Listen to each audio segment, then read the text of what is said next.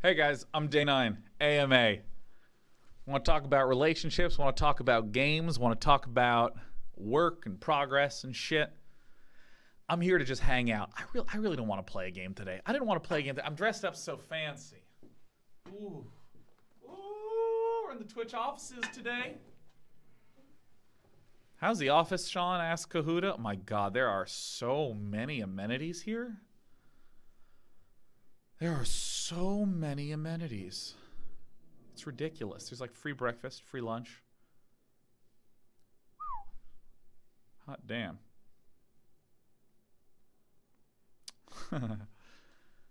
This is great. Oh, I love this. Acetylene30 says, hey, wash the model for your ML project, which I assume means that Acetylene30 is Sean Connery. Wash the model. That's my Sean Connery, by the way.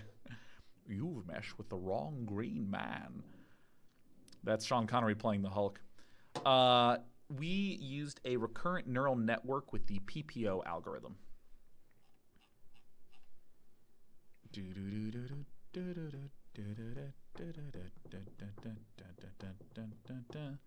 Also, yeah, you guys want to see the trousers? I'll give you trousers.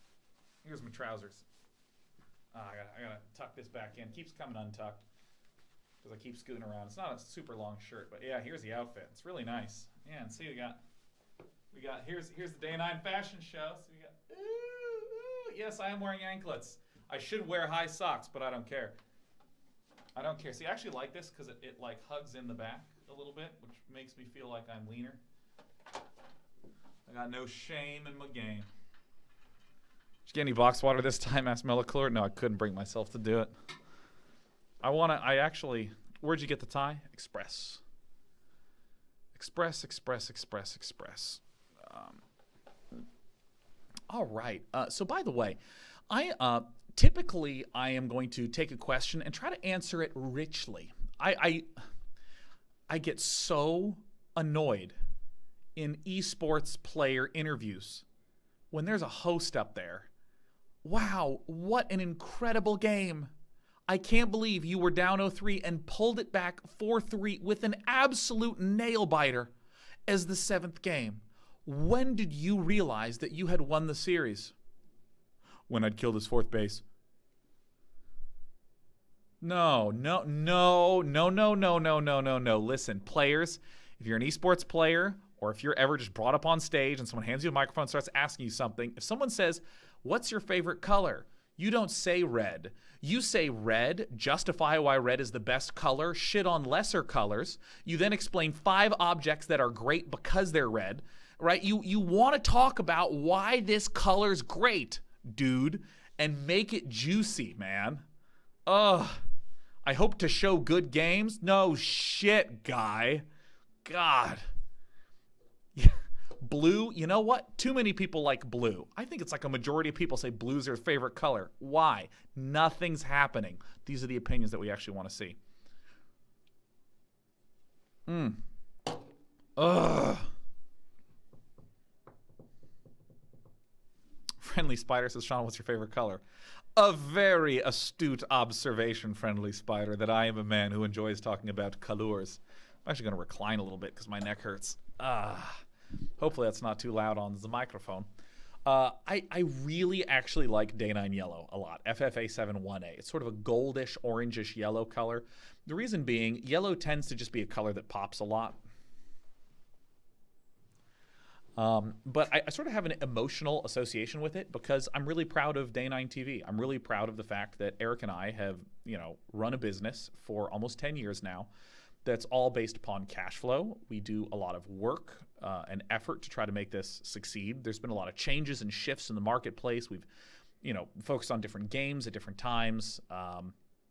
As the business models change, as people's interest in different games change, I still feel like we're always doing solid. And I'm really proud of that.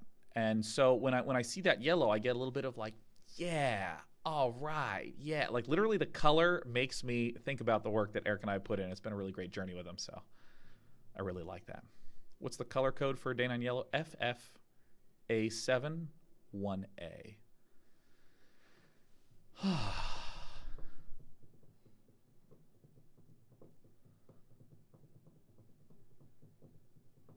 All right, let's see here.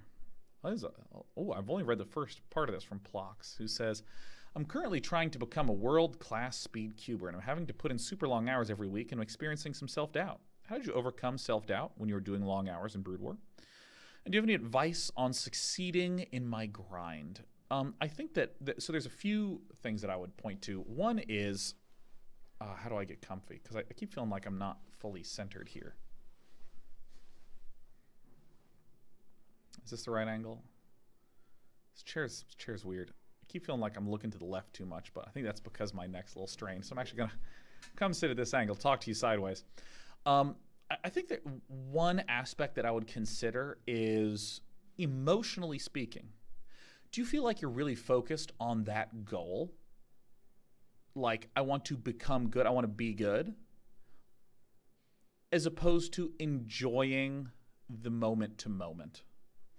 Like, you know, for instance, with streaming, I am not the largest streamer on Twitch. I don't even think I'm in the top 10, right? Like, I'm almost certainly not. I'm rarely ever even broaching into the top 10 territory, I think, as far as I know.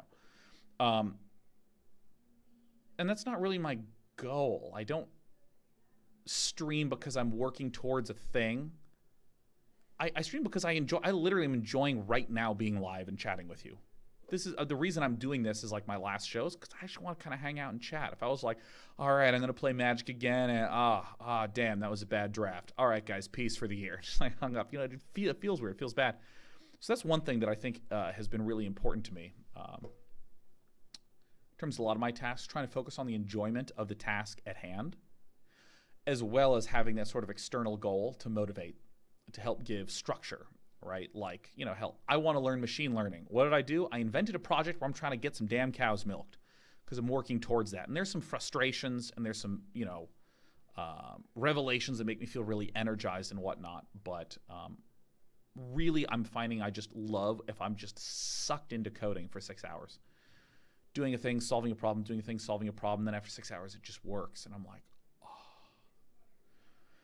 So that's one element that I would say. Another element that I'd say is I would alternate between pushing through frustration and lack of motivation and then embracing it and taking a little bit of a break. I, for a long time,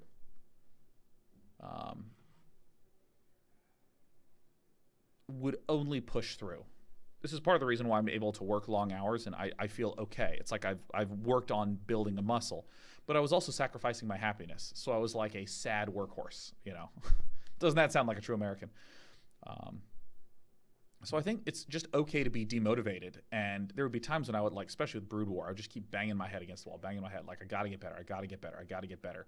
And the net effect was I was getting better, but I could always be better. And I just was not enjoying myself. I was not enjoying me, you know. Oh, I'm so shitty at everything. Blah. Why am I Twitch today? I did a show this morning. How do I adjust this chair? I can't actually turn my head down to look at it. Hey, does anyone have like a DX Racer chair? How do I like go down?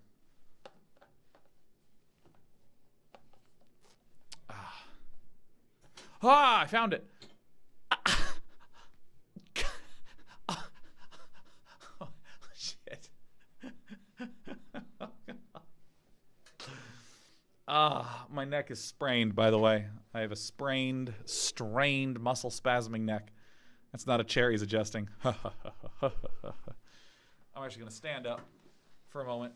Sit up straight. Oh, it's old man Sean. Oh yes, he is an OG streamer, and he is so old. Pants confirmed. Yeah, I got pants, baby. I got pants, baby. Seen a doctor yet? Yep. Got an appointment on Monday to double check on what's up. But she's like, yeah, no, your back's really spasming. So I hope that was useful, Plox. Frankly, I don't know anything about cubing, so could be full of shit, but hopefully it's a perspective that has some value. Kayamo says, do you have any tips for getting into a sport or game competitively? Really depends on how you want to do it. Let me talk about being a casual tryhard, okay? Dota is my casual tryhard game.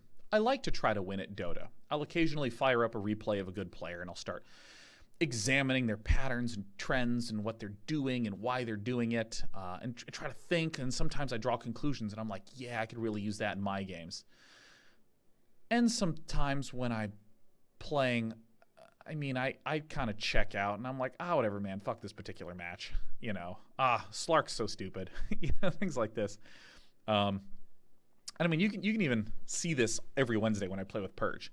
Like, not this most recent Wednesday because I canceled the show because my neck hurt, but the Wednesday beforehand, I had super crazy variance in the 7 games where some games was like really dialed in and some games was sort of like sitting back.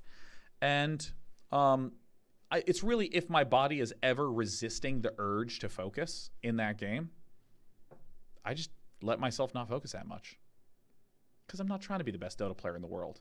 I enjoy the experience of learning, but I'm not actually trying to become the best. And so this will cause me to play like shit sometimes and to do really obvious mistakes, like I'm not tread switching, right? Like I am in a bad position. Yeah, no, I could pay attention, but whatever, it doesn't really matter. However, I have also played Brood War at like unbelievably tip-top level, like, getting up at 2 a.m., practice with Korean pros in college, sort of like take it super seriously. And I think there's a lot of people that can't reconcile the difference between those two. They'll feel like a casual try-hard, and they'll try up until they start to feel their brain not playing along, and they'll kind of let their brain and their emotions be in charge and have them sort of ease back. And they sort of fantasize about becoming good, but, my brother and I talk about how many people are these sort of tryhards who don't actually do what it takes to become good. They really don't. They really, really, really do not. So for instance, like Mutalist Micro. I wanted to get good at Mutalist Micro. What seems like a good idea to do? Let's take just the Zerg vs. Zerg matchup in Brood War. What seems like a good idea to do? Well, I need to get good at Mutalist Micro, so I should probably spend 15 hours this week only microing Mutalisks in training maps. Seems like it would be a good idea. You know how many people who are tryhards don't do that? They just queue up and play, queue up and play, queue up and play, queue up and play, and just kind of hope that via osmosis they will eventually learn how Mutalist Micro works. I know a lot of people that say things like, it's too late for me. It's just not a good time for me to do this. It's a bullshit lie. Like, don't stop lying to yourself. Anyone who starts playing the game at any time can become one of the absolute best. They have to put in the time, they have to put in the dedication. There's so much that I learned about StarCraft, or some of this that I learned about myself through playing StarCraft, where there's all the little ways that you lie to yourself, all the little ways that you stop trying. I distinctly remember there's a thing of like crashing Scourge into science vessels in Zerg vs. Terran. Scourge have 25 health. They're like the lowest health unit in the game. So I would just send my Scourge into a science vessel when I'd be like, I'm just not sure if it's going to hit that or if it's going to get shot down. Sometimes I'd get lucky and get it. A lot of times I wouldn't and it would die. And at some point, there was some guy that actually made fun of me. He's like, dude, why do you keep sending your Scourge in there so they'll die? And I'm like, well, sometimes it hits. And he's like, dude, what the fuck are you talking about? I mean, like, he was actually pretty sharp and brutal with me. But wait, is the audio going to shit? Is the audio going to shit? Uh-oh. Are we okay audio-wise? Just once? Yeah. I'm on a setup that's not mine. I'm at the Twitch offices. Sorry about that. Anyways, this guy, he was actually kind of sharp and incisive with me. Now, on one hand, this guy was being a total asshole. I will not say all the things that he said, but he was being unkind. On the other hand, there's a sharp truth to that. Like, why am I doing that? Why? And there's so many ways in Brood War in which you can be momentarily lazy. because you know that feeling that you get when you're at the gym and you say, all right, I'm going to do 10 reps, and you get to 9 and you're like, I really don't want to do the 10th, so you put the weight down. Or you're going to run for 30 minutes and you get to like 28 minutes and you're like, that's good enough. You know, in a sort of casual try hard sense, it's good enough. You're not a failure. It's okay. You got yourself out running. So what if you did 28 minutes instead of 30 minutes? That's great. That's actually really lovely. And I think that's important for a mental sanity standpoint, to not beat yourself up about everything. But if you really want to be the best at something, like in Brood War, it's not good enough to do 28 minutes when you say you do 30 minutes. You know what I mean? Of course. What the fuck are you talking about? Of course you need to do the full amount, right? I want to take a break with my APM, and I really don't want to have to work desperately and click over there and try to save 4 Zerglings. It's just 4 Zerglings. Of course it's 4 Zerglings, but you can save them for free if you try. If you just try a little harder and play a little faster, you can save those Marines. And it's this shift in mentality where instead of saying, I'm always going to save those, or I'm lazy and I don't want to have to try to spike to 500 APM to save those lings. Instead of making those, you say, I am always going to try. I acknowledge that I might mess up and I might not do it, but by God, I know that that's my goal, is to nail that.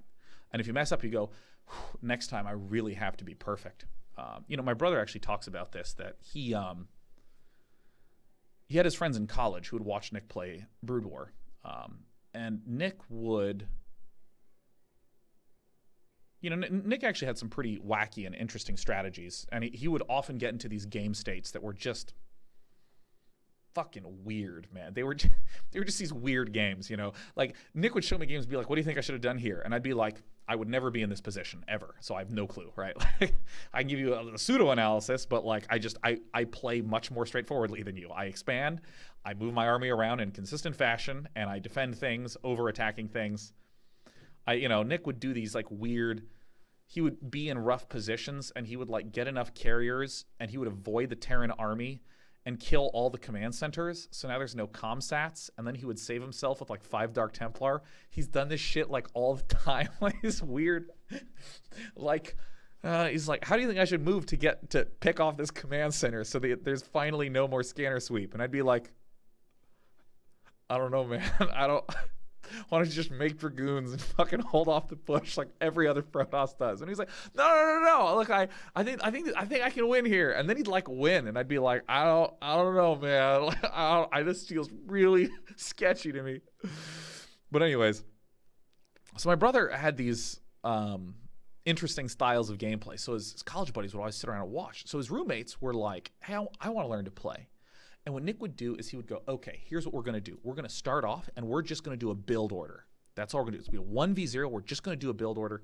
You're going to make probes and pylons when it's time to build them. You're going to build the structures exactly, and he would like paste post-it notes, you know, on the monitor and be like, here's the times, or, you know, maybe just be standing behind him and telling him.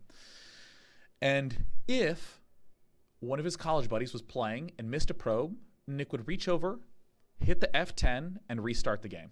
Hit the F10 to open the menu and just restart the game. And, you know, his college buddy would be like, dude, what the heck? And Nick's like, no. Unless you actually want to play Brood War, you have to never miss a worker. You have to do it. This is the game. You might think that it's all about moving cool units over here and doing cool counter strategies and tricking the people. And that's a part of the game that exists after you always succeed at building a probe. And I mean, there's aesthetic concerns people have. Well, I don't think a strategy game should be about that. I don't think it should be about always building workers.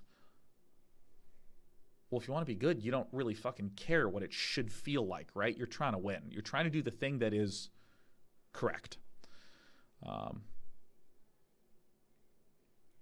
And so I think that one of the things that just prevents almost every single player I've seen get to like that top 2% level, but not be able to get to that top 0.01% level, is them lying to themselves.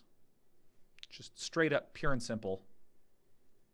It's hard to be confronted with the fact that you might actually suck at something and be thinking about it wrong, and it's your fault and you got to fix that. That's a really scary thought. No one ever wants to be at fault for anything.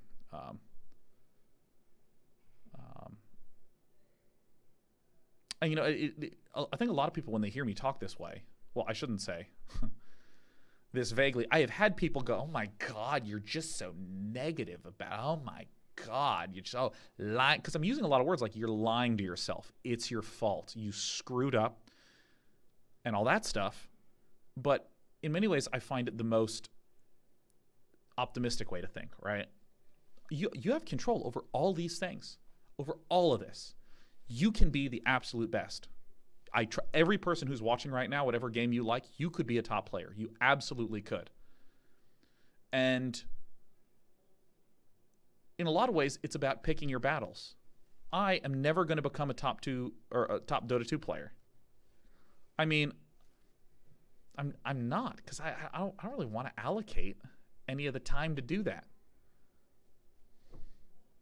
And I don't think that I'm a unique snowflake who was born with some innate Dota 2 ability, and it's only the time, right? That's like a bullshit thing. Like, I'm secretly amazing. No, I'm currently shit at Dota in the traditional way that people call themselves shit at Dota. I am just an average Dota player. That's what I am. And it's okay for me not to be the best. That's okay. It's okay for me not to be the best player. But if I did say to you today, I want to become the best Dota 2 player, where's the time, Sean? You actually have to dedicate the time. You have a whole lot of problems. You're not tread switching. You're not doing this right. You're not doing that right. And all those things, I would have to admit to myself, yeah, I'm terrible at those things, and I really need to work on them. And the process for doing that is going to be incredibly grindy. And so I think, I don't know, I find like a great peace in that, where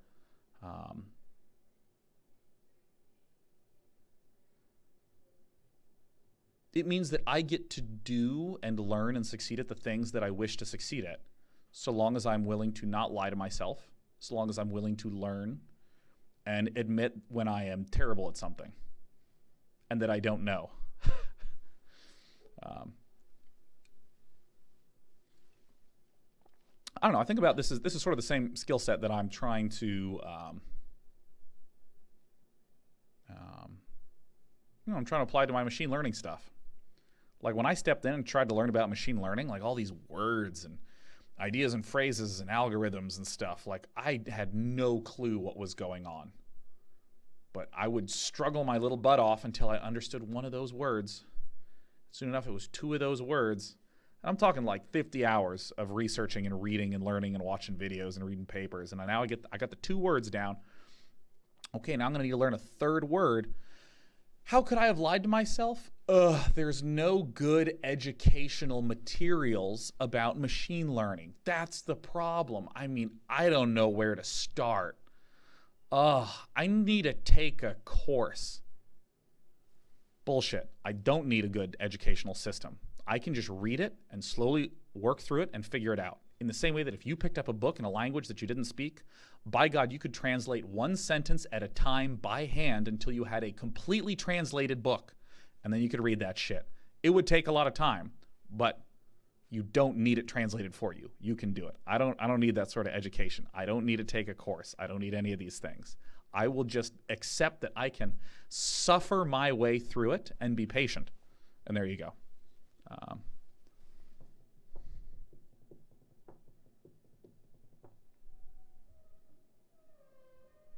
There's my spiel. How'd you like my spiel about?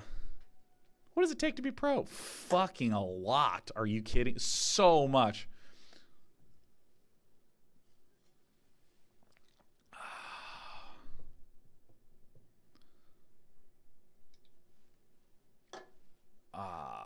Let's see here. Cuber618 says, what's in store for the future of Day 9 TV? Any crazy new ideas you want to try out the next year or two? So there's a really interesting layer to this conversation that is actually the overriding thing. So, like, I love having dirty little programming projects to work on. I just showed you the machine learning thing. And I'm happy to talk about that. I'm happy to have discussions about that. And there's this really interesting facet of being an online personality, or just basically being in the public, which is that in terms of volume, whatever you put out is what you get back. Excuse me. So the idea of, if I spend tons of time on my show talking about, this is things I've done recently. I'm talking a lot about programming, a lot about machine learning, a lot about projects. You know what I get back? People who have questions about machine learning and projects and things like this. And so, for instance, if I brought up a project like, oh, I'm interested in opening a coffee company or something like that, or maybe a fizzy beverage company. By me bringing that up and talking about it, it starts to create more questions and create more conversation that I actually need to engage in. Because, if I'm talking about my soda company a lot, people are asking about it a lot, so it's pretty natural for me to want to respond, right? Yeah.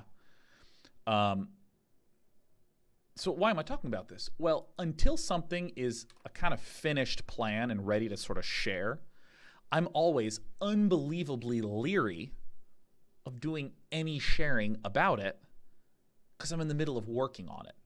So the scope of questions is huge, and that's just hard for one person to handle. It's much easier if the scope of questions is small. Because I'm one person, I functionally can't do it. So if I take the example of this machine learning project that I just showed, if I said, I want to begin to learn about machine learning, and there's all this stuff I'm thinking about, and I don't know what direction could I go in and all this, I'm going to start getting suggestions. I'm going to start getting people who want me to do a certain project that I might not want to do. I'm going to get people asking why I'm not doing those types of projects. And I'm going to get people saying, hey, you mentioned that you were thinking about doing that one thing. Why didn't you wind up doing it? And this sort of thing. And it's not that any one of those questions is bad, right? Each of these questions is totally answerable. Like they're not bad or scary or totally reasonable. But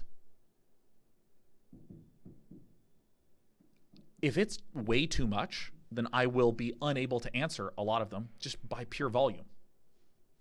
I just literally won't be able to do it. And so, you know how when you see huge game companies or huge tech companies like not talk about anything with their product until boom, it's done. Those notoriously tight-lipped companies, makes total sense to me because there's no way, like imagine for a moment if, Valve was like, here is a half-done game that we're working on and we might trash it or we might ship it. Everyone is going to be like, oh my God, you got to finish it, but if you're working on that, why are you working on this and all this, blah, blah, blah. But when they're like, here's a game, and they drop it, people can now focus on and talk about the game. So when it comes to a lot of Sean, what are you doing? Until anything is super sharply formed and good to share, I just don't even talk about it. And I am not implying to you that there's a huge project that's getting ready to drop. I mean, I am willing to say I love doing fiddly programming projects. That's it, right? Let me think of one that I was working on a while ago. Some of my college days.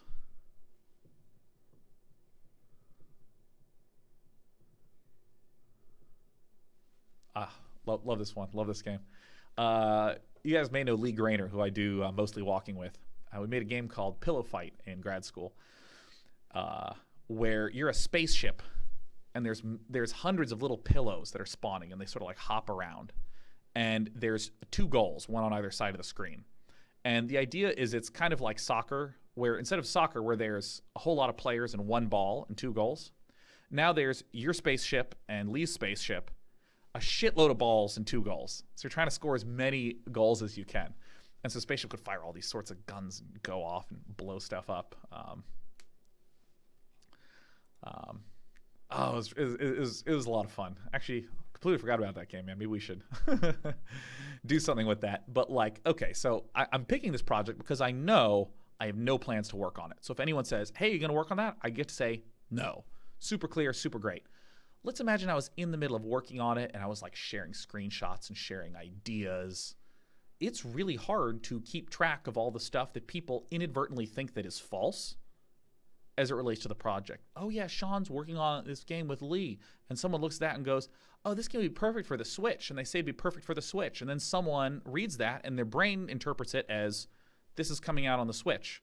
Sean, what happened to that game that's coming out on the Switch? I think you should release it on Linux. So first of all, no game's ever getting released on Linux. Sorry, guys. But there's just this daisy chain effect of like basically telephone with communities where if things are not clear, they grow out of control, right? They really rapidly grow out of control. So I would like the idea of doing cool things. And I share them when I'm ready to share them. Had a lot of cool stuff in the past, like playing against Disguised Toast and Hearthstone. That was a lot of fun. With the Twitch votes on what we click on.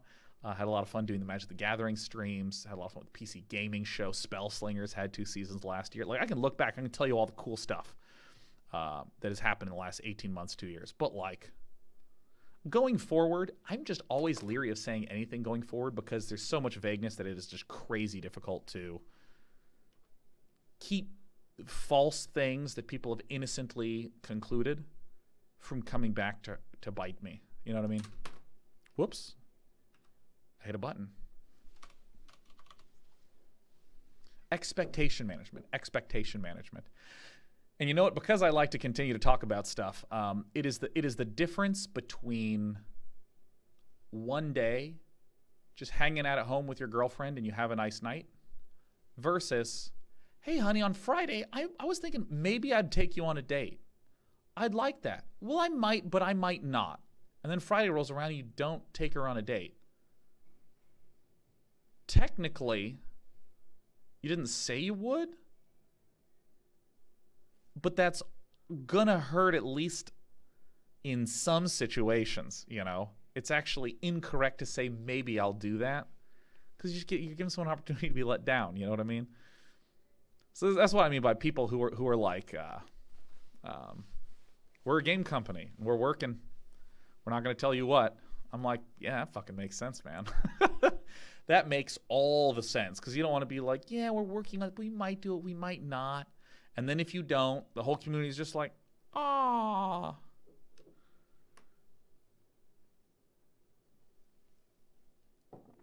Yeah. Expectation management. Winds up being really interesting.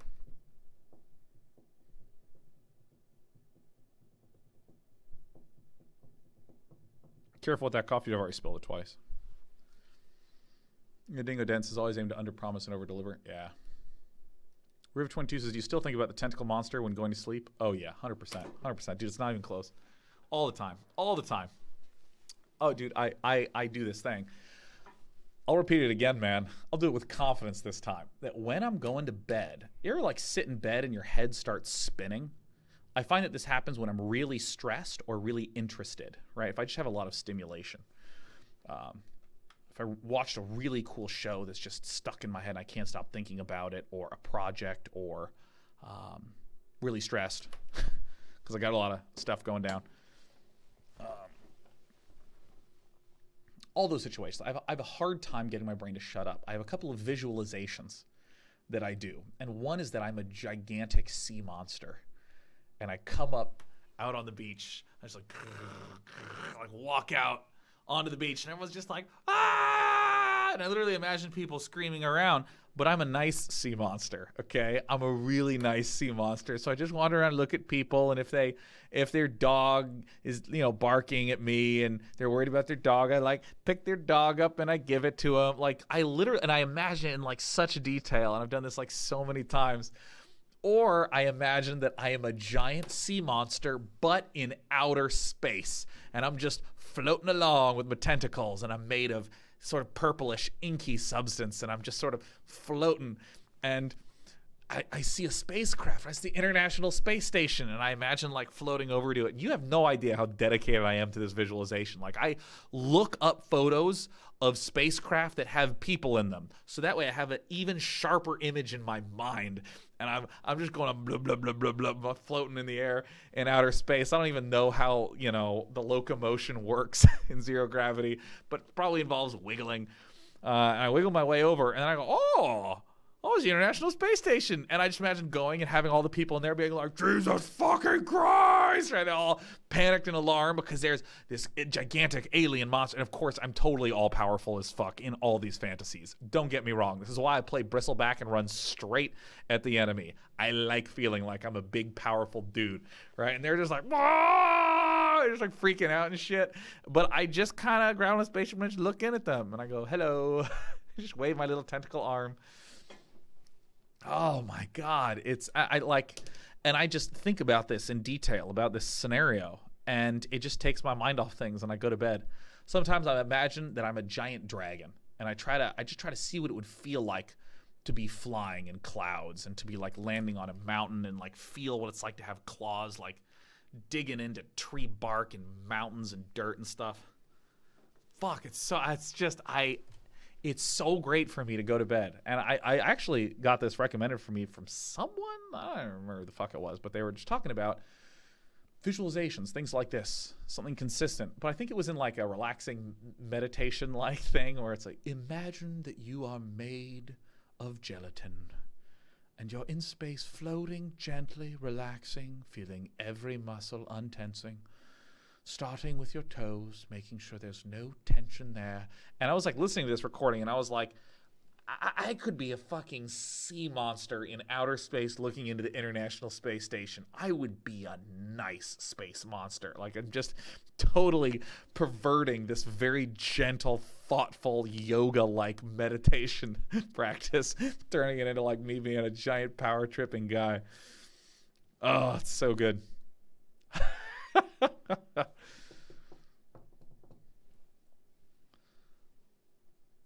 OmniTG says, I like to think that I'm a mecha pilot. Yeah, that's like so cool.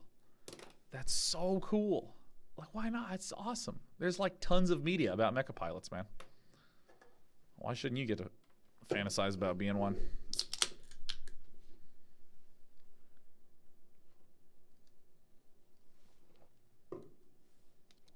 Storiani89 says, is there an endeavor where you feel it's best to move on because you're not progressing as much as you feel you should be? No, never, under any circumstance. If I'm progressing slowly, I will always be able to get to extraordinary competency if I'm just patient enough, and I know that. So it's not about my minute to minute, ooh, am I progressing quickly enough? I know that if I just spend enough minutes, I'll be able to learn any skill, so... just against one of those lies you tell yourself, like, ooh, I'm not progressing that quickly, maybe I'm not cut out for this. I actually know someone who fucking sucked at math at Harvey Mudd, who was actually would like spend more time doing math homework than anyone else in the math program and just could not get A's or B's. Like a C student who was trying. And the C student who was trying went on to get a math master's and a math PhD, and now has significant results in the mathematical field. And I am now completely not knowledgeable about mathematics. I can hardly remember a lot of the stuff that I learned in school. And this person is an expert, right? I mean, that student just hit the grindstone. It's unbelievably impressive to me. Extraordinarily impressive with me. With me? Impressive to me, sorry. I mispronounced.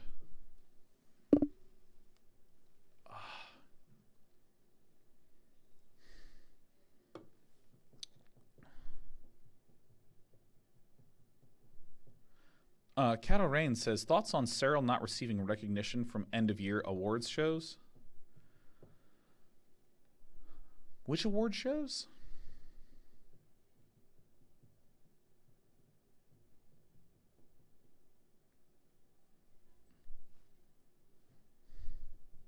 I just don't give that much credence to award shows anyways.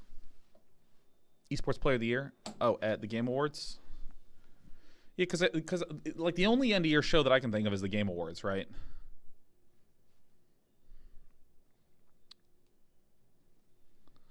Um, so I think it's just the one. So if we a question like, what do I think about that? I'm frankly of the attitude that most award shows are entertainment pieces, and I mean, I think any of the players on those lists are just unbelievable people. So I think I would generally want not to. Sorry, let me move this off screen. I would generally not want to get grumpy with TGA or someone else for like not including. I'd much rather be like, hey, Jeff Keighley, here's another really amazing player. Would love your show. Would love for you to look at some of the amazing works in the StarCraft community, something like that. Yeah, it just doesn't bother me. Like,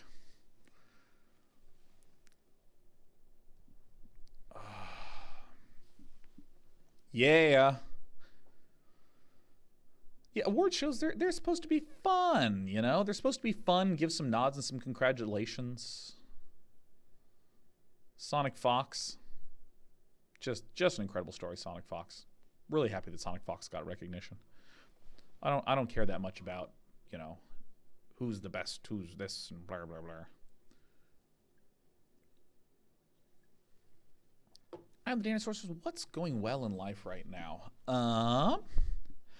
I'm getting closer to like having the balance I want of like being healthy, working a lot on the stuff I want to work on, doing the show and being happy with that, still maintaining the friendships and social experiences that I want.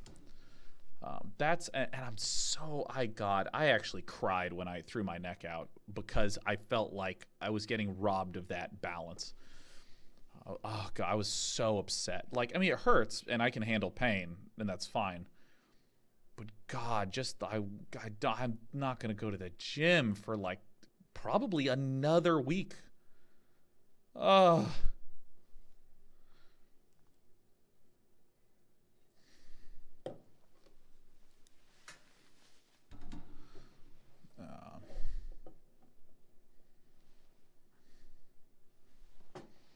Oh man. Let me do this. Yeah, so I'm really. Where's this lever? Sitting up a little bit. I feel robbed of my happiness. I was really pissed about that. How many times do you go to the gym a week? 5 days a week. 5 days a week. Do about 45-ish, 50-ish minutes of weightlifting, and then do something like, let's see, 20, 40, 60, 80, about 2 hours of running-ish a week. Bunch of 20 minutes, and then a 40-minute.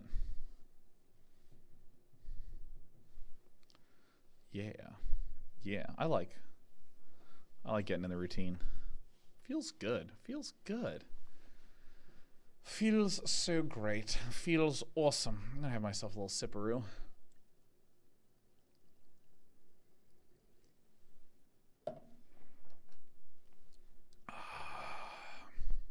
Let's see.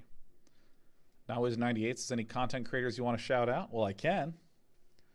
To JP McDaniel for always being a consistent content creator. I really admire JP and what JP's done with his stuff because like JP has done something different than what I think a lot of content creators have done. Like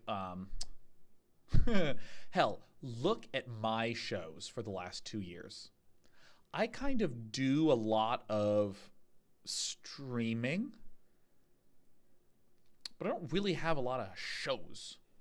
I mean, technically Day9 learns Dota, but really I just kind of have a slate of regularity, and that's about it. But I mean, JP has like role play and different campaigns of role play that have their own different story arcs. It actually feels like he has created some properties with all of that. And of course, I know that D&D is like a very collaborative type thing, but I mean the structure that JP has created there, with the amount of professionalism and production value, JP knows way the fuck more about production setups and tech than I do. Like just staggeringly more. Drop Frames is another great example where JP has like this property that he's created. I just think it's so impressive. I think it's so great. Been watching a lot of Jeff Hoagland, who's a great Magic streamer. Plays a lot of different decks. Gets a little saucy here and there about the way that people post and give feedback and suggestions in chat that really echoes a lot of the stuff I say. You know, like, if you're going to suggest a card to put in the deck, please suggest what you would cut out and please provide an explanation. And he just like times people out and shit.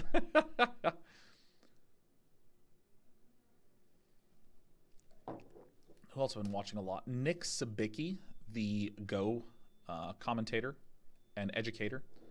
Nick Sabicki is the person who helped instruct me about how the game Go works through those videos. And I actually was in some conversations with Nick Sabicki, and I literally irresponsibly totally dropped an email thread. Sorry, Nick. Totally my bad. Make no mistake about it. Love Nick Sabicki. And similarly, Dwyron, the Go streamer, does I think it's still every Wednesday, Go Dwyron. I guess Bats Go on Twitch. I really like watching Go. Go is a game that is sort of like, you know, I'll have my daily routine, which is get up, eat breakfast, exercise, meet with Eric, or sometimes meet with Eric, then exercise, do a little work, little project stuff, and then boom, I'm live with a show. Get done with show, cook dinner, do dishes, and then blob it up and, you know, watch a little TV, do something social, whatever. But if I am winding down for the day and I really want to sort of get my mind off stuff, I watch Go because it's so disconnected from everything that I know in gaming, right? It's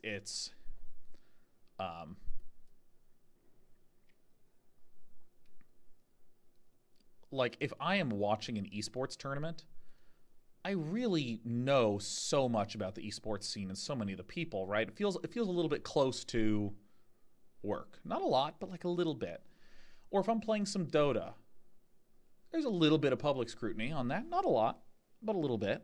But when I'm watching Go, like, whew, it has nothing to do with any of that shit, and I really cherish it. Huck Gaming says, yes. What is something you miss from the past in the gaming industry today? Is it time to do some rants? Some rants in a pants? I think we're going to do some rants. Okay. Okay, let me just yawn. Yeah. All right. These are some beliefs that I have about just gaming and game design, where I think that one of the qualities that the games industry has had in the last 10 years that I think is good. Gross. I think a quality that the gaming industry has had in the last 10 years that is good is asking the question, how do we make this game simpler and more accessible? I've heard that word so much, accessibility. So let me just rearrange myself here a little bit. Moving this down so it's not on stream. That's just not that comfortable. What if I put that there? Yeah.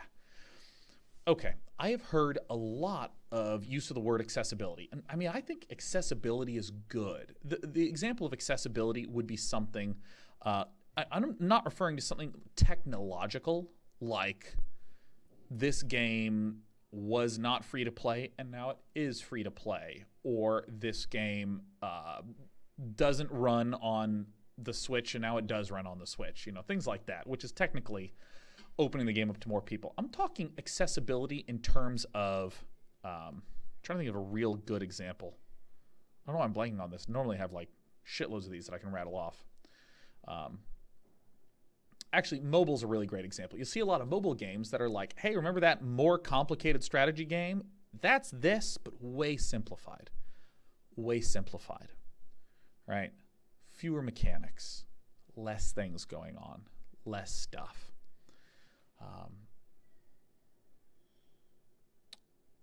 I mean, none of these are really that popular, but I know that there were some games that were like MOBAs that were trying to just be simpler, less systems. There were no items in the game, none. The game's like 8 minutes long, super simple. And I think that this is good. I think this is really good. I'm glad that there are huge players in the industry trying to say, how do we take that fun game that's really complicated so it feels like you need a history of gaming to have the pre-knowledge you need to play it, And then how do we make that way simpler, easier to control, less systems, a simpler experience so that more people can play it? Now, I want to, how do I want to go in this discussion?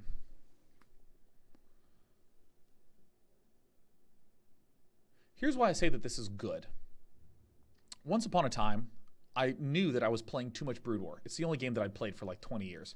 I needed to branch out. So I made myself not bring my computer home when I was visiting my mom over Christmas for 2 weeks, and I made myself play Xbox 360 games. And one of those games was Mass Effect, which is still one of my favorite gaming experiences of all time, was playing through that over that break.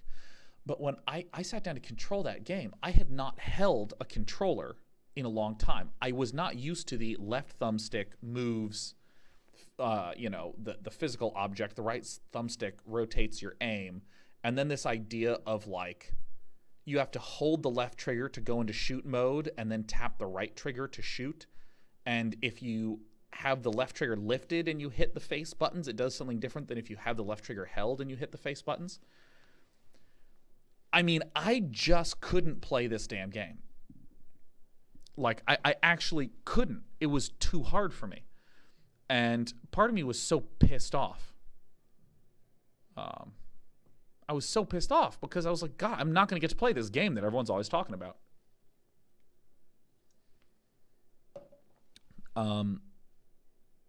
And so I can imagine a ton of people out there going, God, this combat in Mass Effect is great, but how do we just simplify it so that it's not so damn cumbersome? So I appreciate the work that has gone into some title releases, a lot of mobile games, tons and tons of mobile games have this focus on accessibility. Again, not in terms of technology or business model stuff like that, but like, we're going to simplify this game, simplify the shit out of it. I think that's good, but I miss how many, or I miss really kind of crazy, weird, and complicated games that threw caution to the wind. Like, I have huge appreciation for the fact that Artifact was just kind of like, dude, yeah, fuck it. We're just going to put in a ton of systems into this game. Like, I really have huge respect and appreciation for that. And I kind of want more, messy is maybe the wrong word, but just games that are going, yeah, no, we are trying to add in a lot of complexity, because I'm a believer that accessibility is different than complexity. One way to simplify a game is indeed to just make this game have less stuff going on. But then you look at something like Rocket League, which is pure bliss joy when you play it for the first time. You're trying to crash a car into a ball.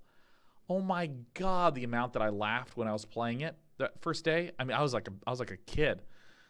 Oh God, it was so good. And the skill ceiling on that game is ridiculous. It is so insane. They left in all the crazy complex stuff. Like, do you guys know about flip resetting? So if you jump, you can like roll once you're at air. So like jump. So it's kind of like, it's the version of the car kicking the ball, right? You jump up in the air and then you kick the ball. Well, apparently the way it works in code is if you're in the air and you roll, you can't roll again. You can't do a second kick midair. You kind of get one jump and one kick. But the way the game decides to give you another kick is if all four wheels touch the ground. So someone figured out that if you were mid-air and you could get all four wheels of your car to touch the ball, it would reset the kick. So you could like jump and kick into the ball and then rotate and touch with all four wheels and then kick it again. And that's just in the game. Or all the things like pinches where you like just try to kick the ball when you're pinched against a wall and it just flies out at 1,000,000 miles an hour. Tons of different techniques and possibilities and ways to control and move your car, and they're all just in there.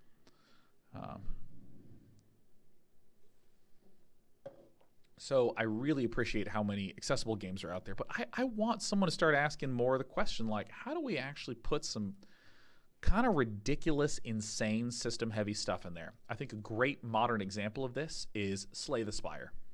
Slay the Spire has a ton of stuff going on in it. Tons of different enemies, relics, cards, card builds, there's paths. And it's pretty seamless when you actually play it. But I can completely imagine someone going, dude, why give someone a path? It's really about deck building. Get rid of the relics, get rid of the paths, get rid of the shops. Just focus on the deck building. Make it smoother, more accessible. These systems are cool, but you can achieve everything a relic does through deck construction. Razaron says, I miss games that have higher learning curve and don't hold your hand. Games like Dark Souls 1, for example.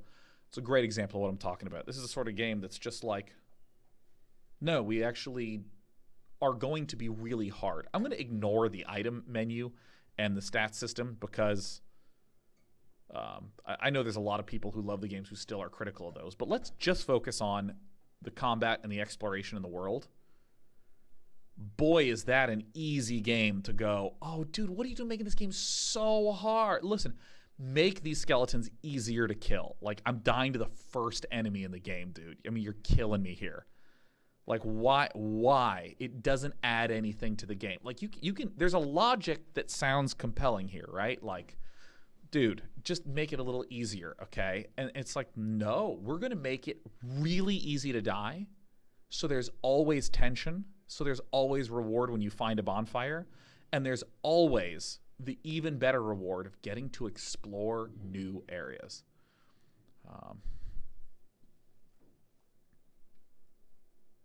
It's great.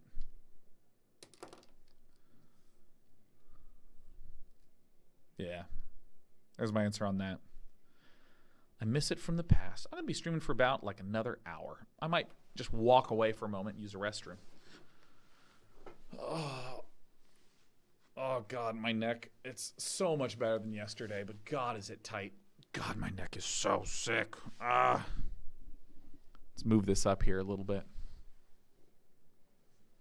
Eagle Scout 27, I like this question because I feel like I have a really simple answer to it. Eagle Scout 27 says, where do you find the drive to do all the stuff you do?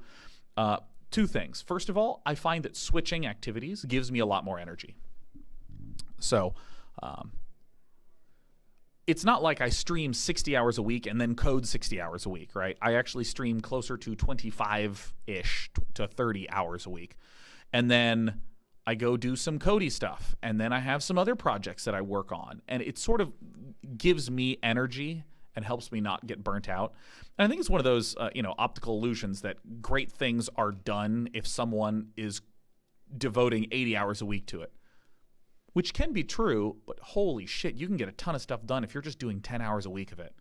I actually think that if full-time jobs, all I did was do 5 different projects, 10 hours a week at each project, I bet you it would look externally like there was a very impressive amount of things being done. And I really think that I just get so much energy from doing that. The times when there have been weeks where... there's this weird problem on Twitch audio where it just goes crazy.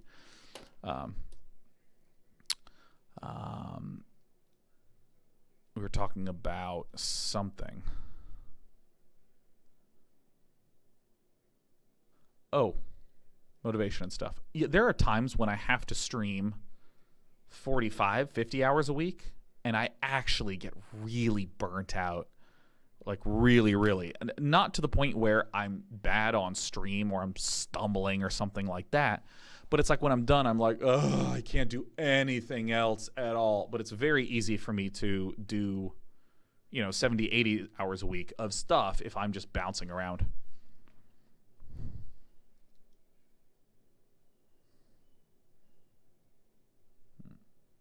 Craspel says, where do you get inspiration for side projects? I consider myself to be a good programmer, but I never have any interesting ideas.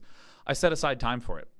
For instance, this cow milking thing came from me sitting with Eric, my business partner, and going, hey, let's work on some sort of coding project together. What would be cool? Let's actually talk for like an hour about just stuff we think is cool. And we just kept talking and talking and talking and talking until the idea of different types of AIs came up. Because Eric has a master's in AI.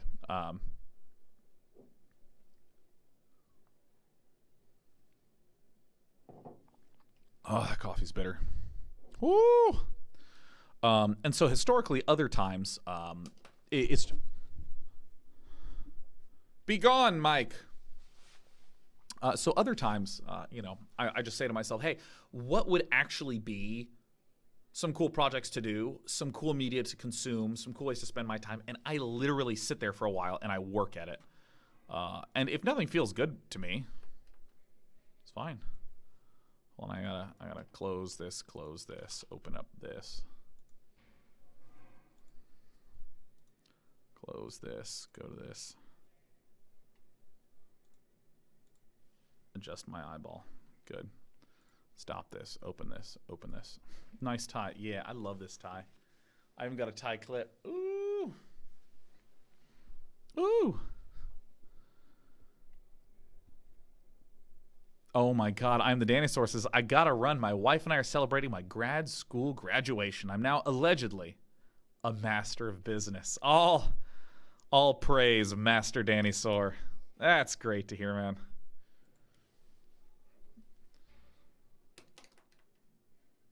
Oof, we're just gonna stretch.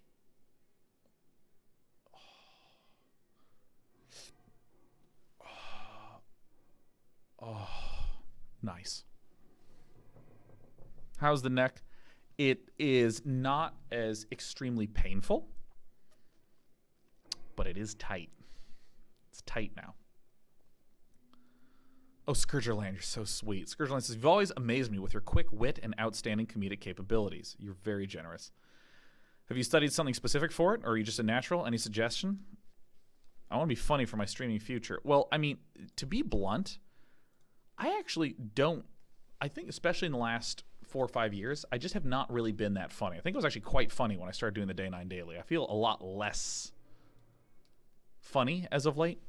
And I honestly feel like it's an effort thing. Like when I was in high school, like my brother is the funniest human being in the entire universe. And I wanted to be funny like Nick. So I would just watch stand-up routines and memorize the whole routine. I'd like literally memorize the whole routine. And I would go to school and just repeat it. And I'd sort of be like, oh, these people are incredibly unamused by this. Oh, those people find it funny. Huh, these people are offended now. I just sort of ground my way. So I feel like in a lot of ways I have a good memory, less so a quick wit. I'm just accessing something that was already there. But yeah, I would just memorize.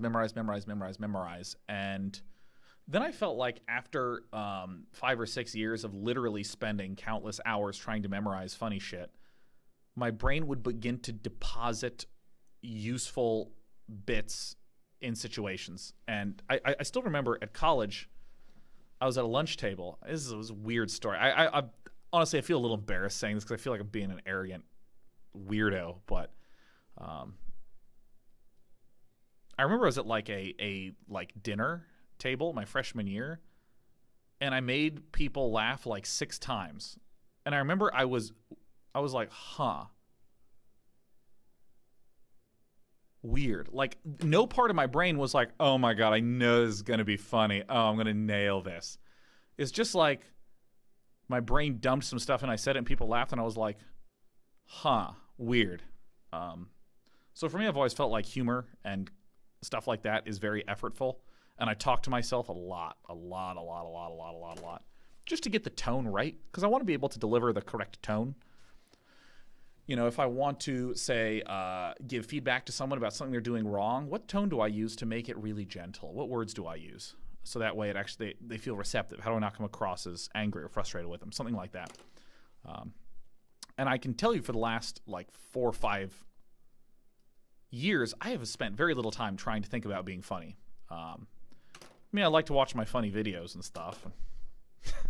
I find things funny, and I say when I find it funny, but I've been focused much more on, like, project-y stuff, I would say.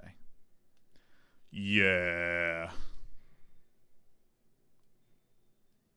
Just there for the reward says, only time I ever had that was when I met my ex-girlfriend who laughed at nearly everything I did or said, which made me feel amazing but also confused because I was not that funny. And surely this amazing girl didn't think I was. So why was she laughing so much? Yeah. I am a huge believer in getting good positive feedback. Like, I think one of the biggest crocks of shit that it just gets pushed around the internet. Oh God, it makes me so annoyed. Is the idea that constructive criticism is the way you get better, which in a lot of circumstances is someone being kind of shitty and negging someone and going, well, you better just learn to take constructive criticism because that's how you get good at stuff. Boo. Most people's constructive criticism isn't criticism. It's just shitty comments. Boo. I think a huge way that brains learn is through positive feedback. Like, you don't get funny by a whole bunch of people telling you you're not funny and shitting on you when you try to make jokes. You get funny by finding someone who you can actually identify when you say things and they laugh. And you go, ooh, I like that laughing thing. I want to make that happen again. And you drift towards that. Like, I really think that the number one thing I credit my sense of humor to was a friend in college who just literally found so much shit that I said funny. And it wasn't, I'm not going to laugh, and occasionally I do laugh. It was a light giggle for the unfunny stuff. So if I failed, I was like, oh, I got to chuckle, no big deal. And would lose her fucking mind if I said something that was funny. I was worried she was going to die, right? Like, and I felt really good, right? So my brain would just gravitate towards that.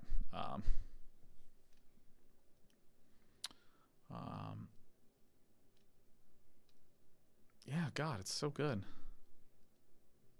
So good. It's so good. Yeah.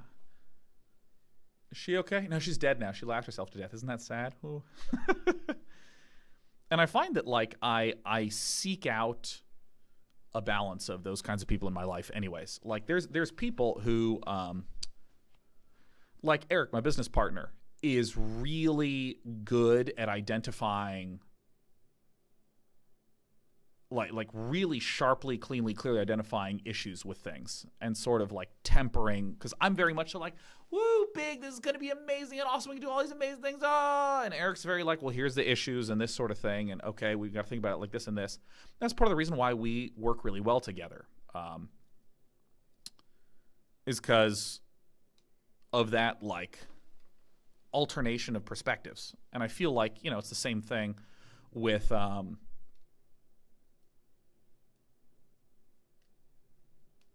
almost any skill that I can imagine someone has, right? You want people that help you build yourself up, and then people that help you sharpen and sculpt down. I'm a big believer in that alternation. Big believer in that. You got to hang around people who find you funny, who just like literally find you inherently funny, and you say stuff and they laugh. And then you go hang around a bunch of people that you don't know, that are untested. It's kind of a scary place. And if you say stuff that isn't funny, ooh, that kind of hurts a little bit, but that's okay because I got my people back there and I can keep working on it. I want to use the restroom. Everyone stay here and watch this chair. Be right back.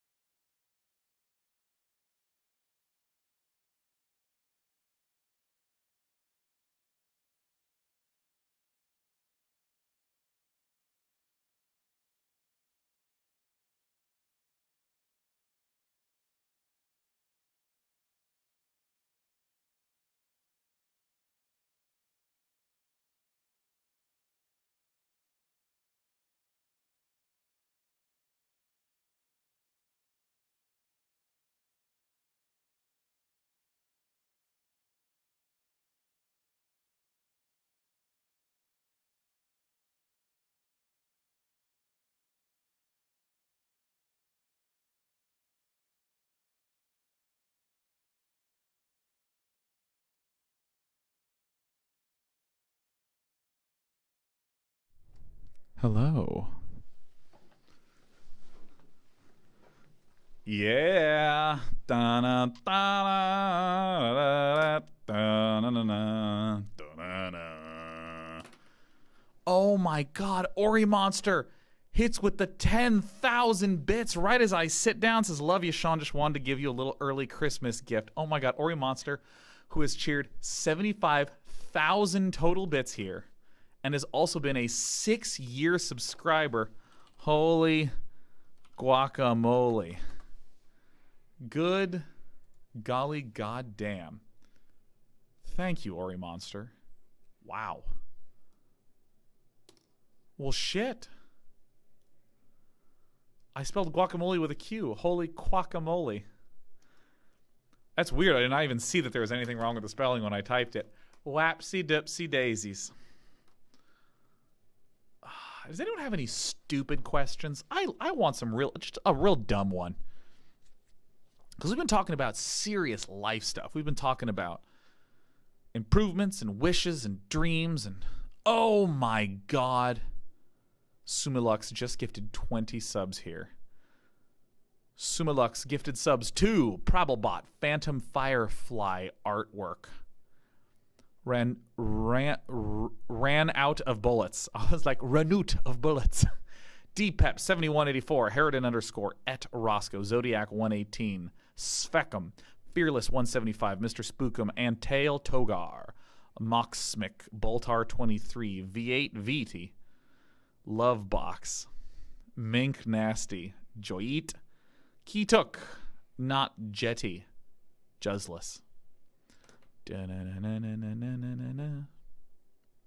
Oh, here's a great question from Kahuta. This is an old G one. Says, why do you have a shelf dedicated to energy drinks back in the day? Energy drinks really fascinate me because, like, they sort of were not exactly a thing, like, when I was real young, and then they became this huge, giganto trend, and everywhere I would travel would have different energy drinks. So I just started to collect them and bring them back. Fear Dragon 64 says, if you milk a cow, which udder do you use? Here's the thing. I actually don't know what the components of an udder are. I don't know how many uvula are hanging off the udder. I assume those are uvula. I don't know if it's like 3. Is there like an odd number of uvula? Is it always, even is it a prime number of uvulae? I would use the penultimate uvula, and I would tug on that till it got milk in the bucket. Oh, that's so good. Oh, my God. Zoral, happy 68 years. We're going to round it up to 69 because it's funny. Oh, my God. Yes.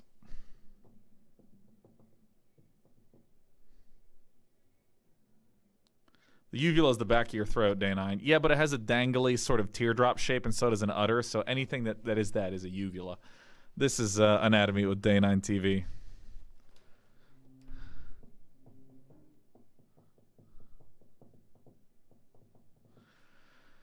Oh, this is so good. So good. Velric says, what's the worst movie you've ever seen in a theater? Oh, there's a question right there. Oh. What's a real bad one? You know, I remember as a kid, I was so hyped on The Matrix. The first Matrix movie was just unbelievable. Oh, it's still one of my favorite movies. Oh! Oh! Such a good movie. Jesus.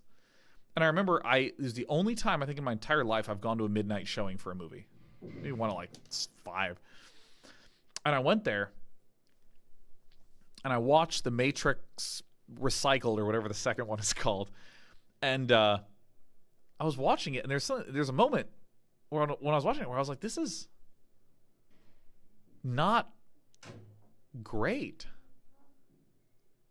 Oh my God. And then when I left, like, it was like me and my mom and my brother, and we're all just, that was not that good. Yeah, I mean, when like, you know, Keanu Reeves is fighting a bunch of Agent Smiths and they all look like shitty claymation, I was like, what? Is the internet out? Why are you at Twitch? No, I was part of Twitch Weekly this morning. Twitch Weekly. Oh my God. Stumptown Coffee Roasters. 10.5 fluid ounces. That's a weird thing.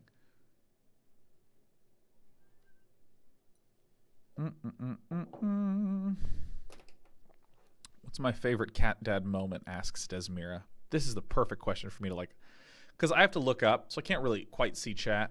And then I like look away a little bit, and then I look right back at you. And then I can check the stats sometimes. Now I'm back. It's my favorite cat dad moment. I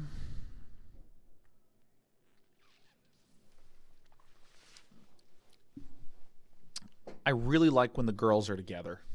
That makes me feel so happy. We now have a jumbo heating pad that can fit both of them, and they spent so much time snuggling on it. Let me see if I can get photos up here. I actually really do not take a lot of photos. I just believe in experiencing things, less so of just constantly pulling the camera out.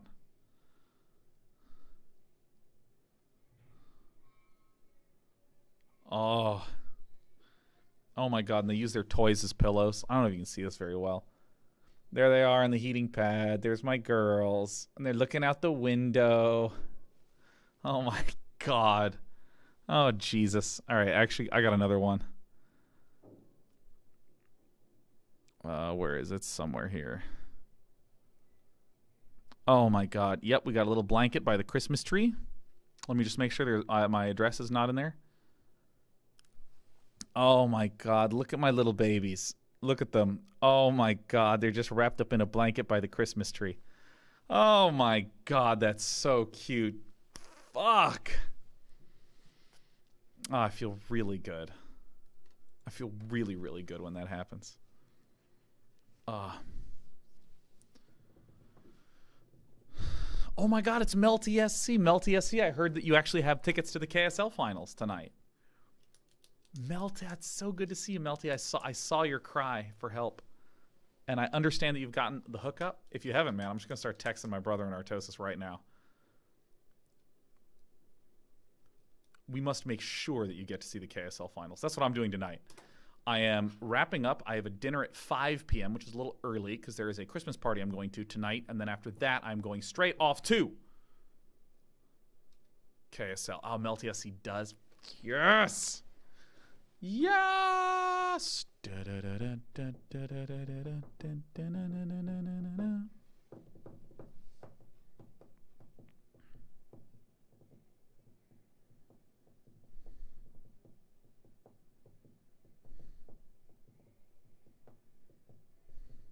Where can I watch the KSL finals? Twitch.tv/StarCraft. Yeah, I love this tie. I adore this tie so much. Look, it's just a really nice floral pattern. I really like floral patterns a lot.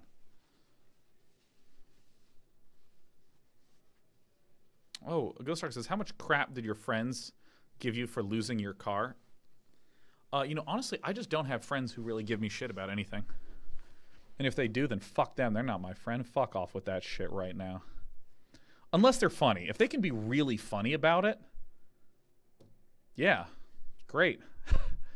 But there is a kind of person I know that, like, getting teased lightly about it, that's funny. I love when someone teases me and it's funny. Oh, that's so good. That's so great. It's when someone isn't funny. And there's a type of insecure person that's just always looking to jab at and put people down. And if I am the target of that for like 2 seconds, my brain just immediately goes, not you. We are not going to be close with you, man. And I just carefully sidestep my way out of ever interacting with that sort of person. I am real judicious about who I spend my time with. I would actually say to a fault because, like, for instance, there's a lot of people that I really like that I don't spend time with because I kind of am so good at being completely alone. I'm perfectly happy utterly by myself. Like, that's all I'm doing over winter break is just being by myself. I'm just gonna la la la and just like do stuff.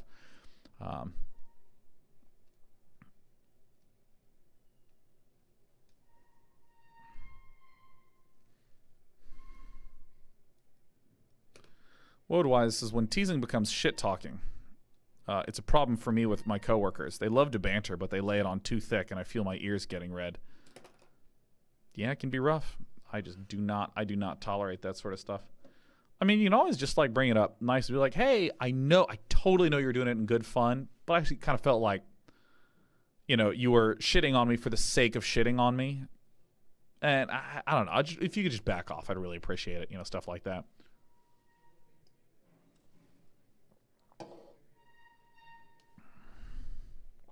Yeah, this is something that I have seen be true for people for a long time. And I have worked really hard not to do this. And I think I fail on it sometimes. But a lot of times people will want to be funny. And they'll lean into meanness. Because it's really easy. It's really easy, And I can tell this person is just trying to be funny. But like, you know how, have you ever seen someone who I don't really hang out with anyone like this. In the last 10 years of my life, I haven't. But like, you're a guy hanging with a guy friend, and you're both friends. Not besties, but you're friends. And then a girl comes along that your friend is interested in. So he starts shitting all over you in front of her. And I'm like, I know what's going on. What are you doing? What are you doing, man? Velric says, high school. Yeah, it's really weird when people still do that. Or like in front of a boss, man. And I mean, I used a guy shitting on a guy for a girl because that, that's what my experience was. I know of girls who'd had girlfriends be shitty to them when there's a guy around. It's weird. Like they want to feel like they're good. And so they just start tearing stuff down, or they want to be funny. So they get a little nervous. They start being mean. That's something that I'm actually keenly aware of because a lot of people do this when they step on air. They're a little nervous, they're a little anxious, they want to crack a joke, and they just say something that's really shitty. It's really shitty. Like, I've even told people at rehearsals, because I've done a lot of events in the past where, like, I'm the host, or I'm the desk, or I am the person who's on camera a lot, and someone who's not on camera a lot comes on. And very often I'll say, hey, when you're coming up here, try to just think of some things in advance that you would say to be nice about yourself and nice to the other person you're up here with. Because a lot of times people try to make jokes and they just come across as mean. And they go, oh, okay, and then it doesn't happen. There's times where I haven't said that. Someone comes up on stage and they're like, oh, yeah, no, because this guy, he's a real fucking piece of shit. And I'm up there and I'm like, oh, my God. Ah. Like,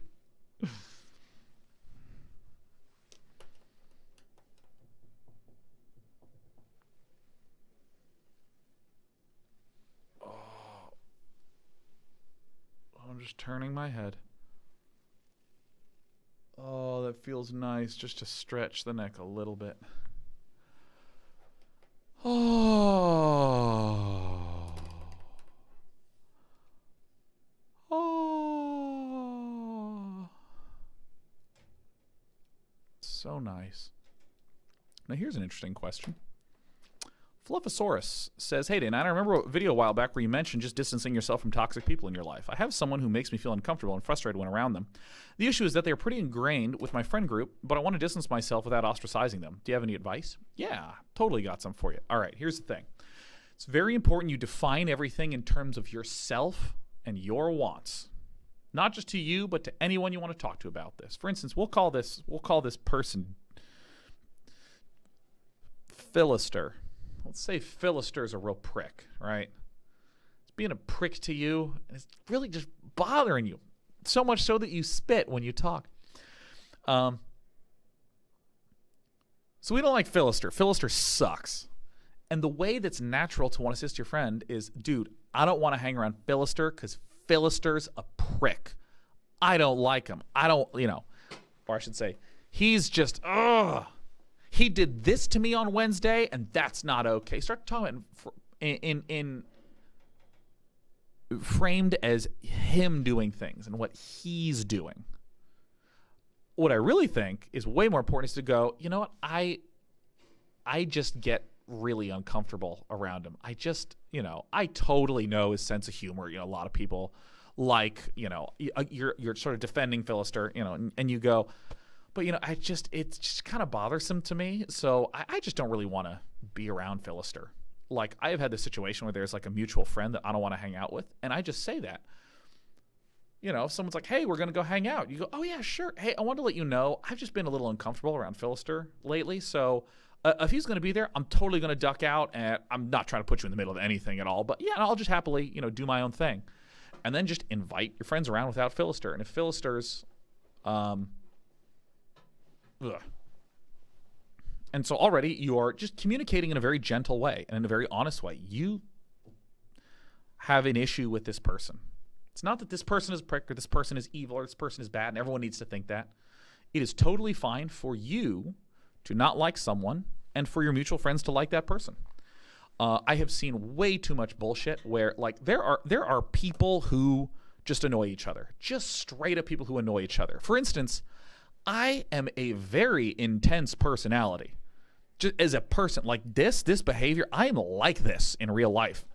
And if you want someone who's like pretty chill and pretty low key, sometimes I'm not in that mood and I want to talk about stuff and I am high energy and I am like a bright light. Okay? Yeah, I might be providing light for the room, but fuck, it's obnoxious to look at for too long, right? Like, I get that. And if someone's like, dude, I just can't stand being around Sean, he's too much, I don't really take that much offense to that. I know that some people will find me super annoying, and that's totally fine. I am not bothered by that. But I've seen too many people who will do this sort of Machiavellian thing. They'll be like, isn't Janice a monster? Yes, let me tell you a story to try to trick you into hating Janice. Don't try to get anyone on your side. You only need one person on your side, and that's you. If you are uncomfortable with this person, just say, yeah, I'm just not that comfortable with Philister. Yeah, no, I think Janice is great. I just have been finding Janice abrasive for me lately. And, if you want to hang out with Janice, I think it's great. Yeah, it's wonderful. I think there's some friction between our personalities is all. No problem. So in this way, you're not ruining your friend group. You're not putting pressure on your friend group. You're just doing your own thing. And I think that you would account for if Philister came to you and said, hey, I hear that you are frustrated with me. Again, I would just own it and go, yeah, no, I just, the last few times I have felt X when you Y. I remember you were making that joke about me. A lot of people found it funny. It bothered me. And I get that a lot of people were finding it funny, but yeah, it just bothered me. And there's this other time when you're making this joke here and this joke here, and you were telling this story and you were doing this thing, and these just sort of bothered me enough that, yeah, I just don't really want to be around. That's just not how I like to interact with people. Which sometimes hits people like a ton of bricks. Sometimes I've heard the reaction, why didn't you tell me? To which I say, I'm telling you. Yeah, I'm telling you. It's okay. No one's hiding anything from you. I'm openly telling you right now. Which is a sensible reaction if someone's panicking, because they're imagining, oh my God, is there some sort of secret mystery that's going on here? You just go, no, I'm telling you. I'm happy to talk to you about it.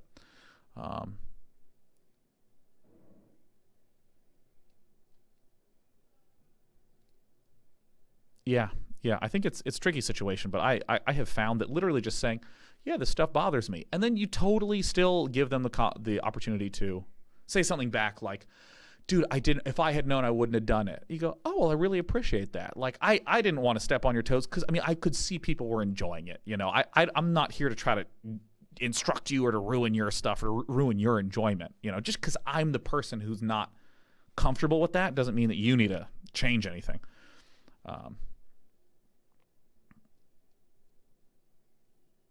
So, yeah, and I think that, again, framing it as, I feel this. I feel this, I do this, because then no one can argue with you. Because if I went to Janice, I was like, Janice, you were being so rude. Janice can go, no, I wasn't, right? And then all of a sudden we're not getting anywhere.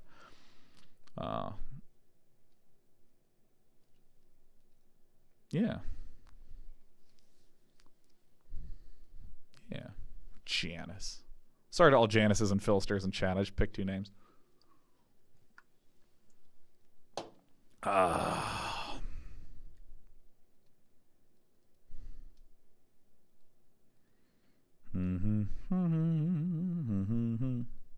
right. What else we got? Ask me. I don't want to say ask me anything because there's tons of questions I don't. I will answer questions I'm interested in answering that I think are interesting things. You know what I mean? Because, I mean, for instance, Istradog says, I'm going to get Day 9 to share his favorite mostly walking moment this year. I don't even know if I have one. I'm trying to remember.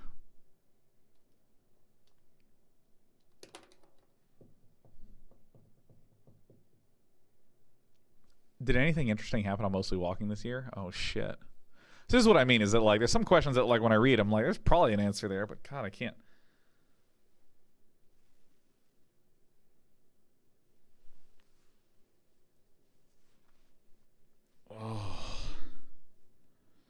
Oh, that spot feels so good. Oh. Oh, my God. Oh, my God. Wait a minute. Oh. Oh, God. Oh, my God. I was able to push somewhere that just immediately I could feel the whole column of muscle relaxing. And I took my fingers off and it just... Ouch. I don't know, man. I really liked Unavowed on Mostly Walking. That's one of my favorite games I've ever played. So, there we go.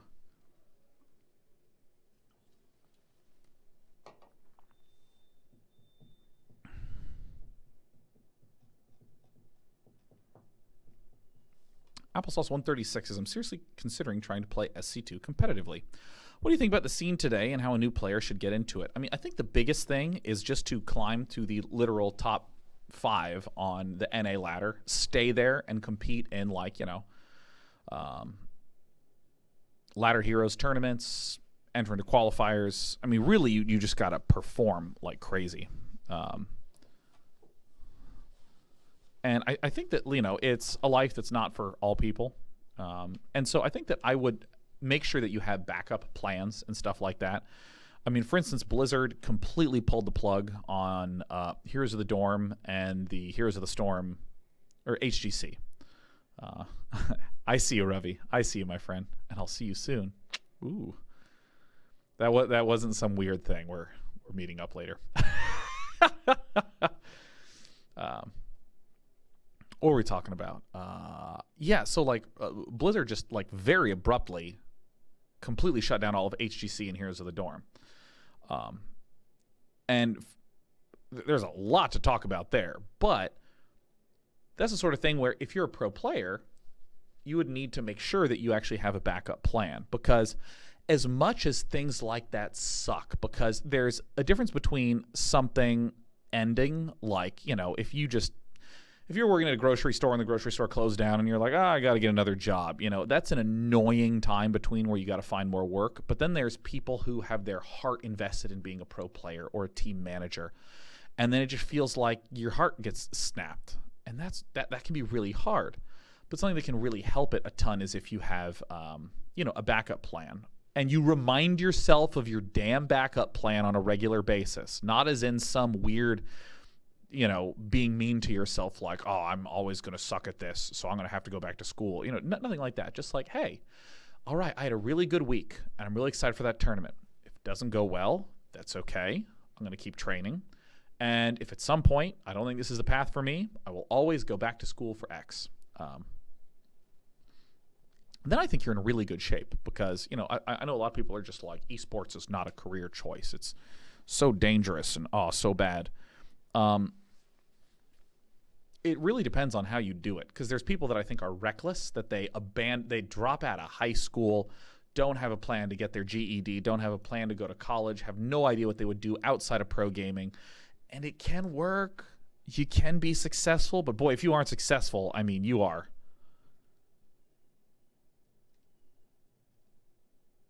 You're screwed. You know, and then you just hit a brick wall and it hurts a lot, you know. But if you spend time, just some effort, the same effort you would put into your pro gaming career, making sure there's something there. Applesauce 136 says that's pretty much exactly how I'm thinking about it. I'm going to finish my college degree, make a big push, and if it doesn't work out, I'll fall back on that. I think that's really great. I think that's really, really great. There's another thing that I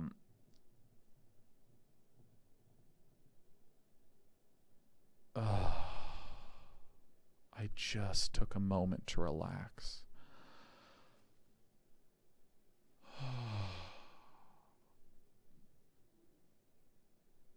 That feels nice.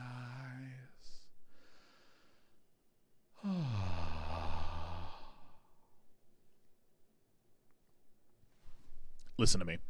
I think that there's a consistent pattern I've seen almost in all industries with people who are going from school to work, which is, and even people who are like 10, 15 years into being in the work world. There is an expectation of templates. I am going to school for a CS degree, and here are the 20 different fields that will need a CS degree, and then I will go to the career fair at the end of the year that has a whole bunch of CS companies. I could apply to Google or Facebook or Amazon or Microsoft or even some of the other ones like Twitter or Yahoo. And I know people like to joke about Yahoo, but that's still a company there. You know, there's a lot of clear things, and you go there, and then you're an associate programmer, and then a junior, and then just a regular programmer, and then a senior programmer, maybe a director, right? There's all those ladders to climb up. And, you know, I see the same thing happening with gaming too. If you're an esports player, then if it's not working out as a player, then you can go become a coach or a commentator, or you can run a team.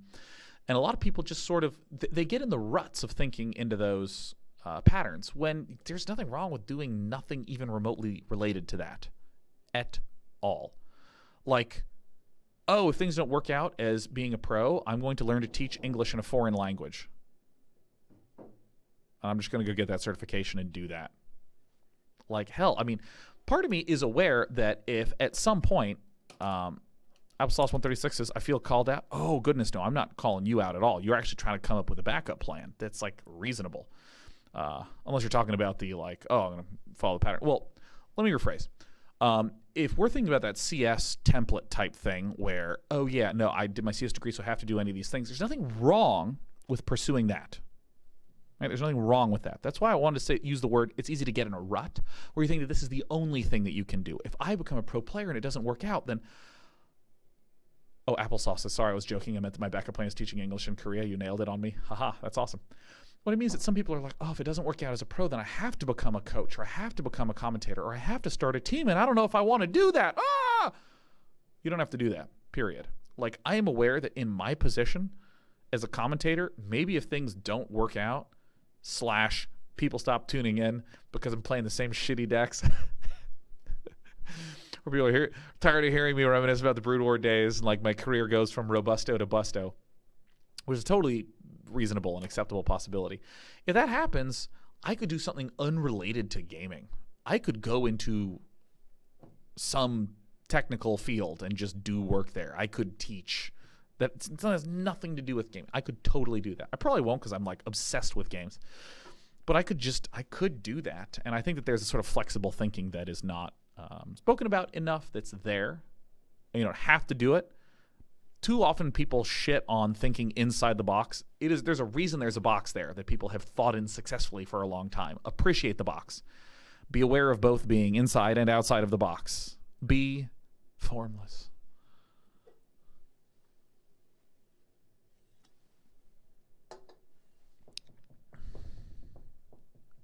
Riv22 says, what's your favorite type of nut and why is it macadamia?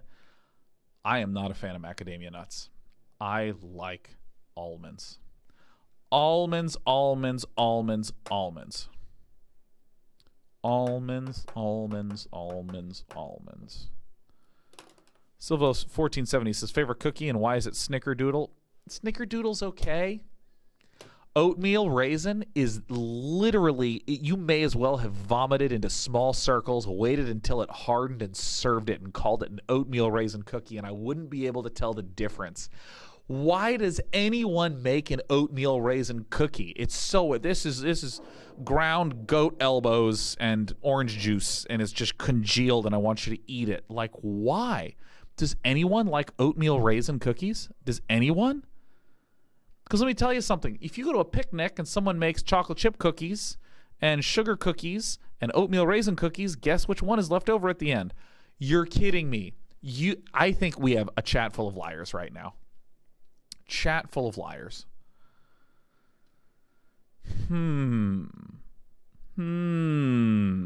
Wow. We do love oatmeal raisin, says Istra Dog. Unbelievable. Unbelievable.